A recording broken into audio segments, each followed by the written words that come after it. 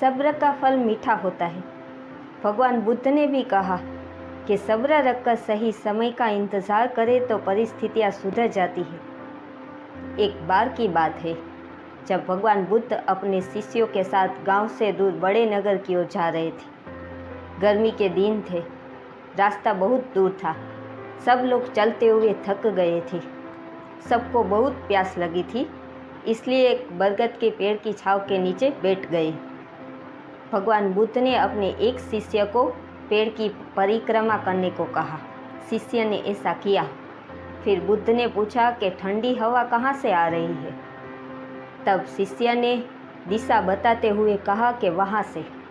भगवान बुद्ध ने कहा, उसी दिशा की ओर चले जाओ, वहाँ पीने का पानी मिल जाएगा। शिष्य ने ऐसा किया। थोड़े दूर जाते ही वहाँ पर तालाब दिखा। शिष्य देखकर खुश हो गया। जब वो तालाब के नज़दीक गया तो देखा कि कुछ स्त्रियाँ वहाँ पर कपड़े धो रही थी और कुछ बैलगाड़ियाँ वहाँ से गुजर रही थी। इससे तालाब का पानी गंदा हो गया। ये देखकर शिष्य क्रोधित हो गया और बिना पानी लिए ही वहाँ से चला जाता है। आकर उसने भगवान बुद्ध को सारी बात बताई।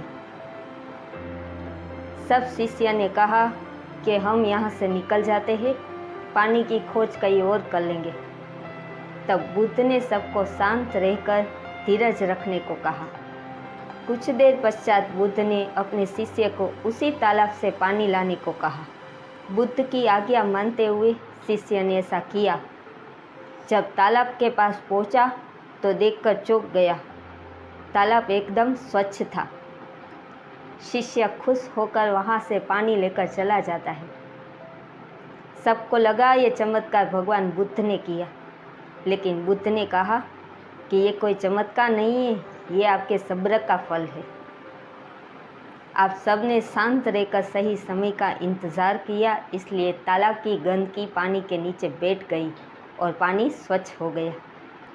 वीडियो कैसा लगा ये कमेंट करके ज़रूर बताइए। वीडियो को लाइक कीजिए और शेयर ज़रूर कीजिए।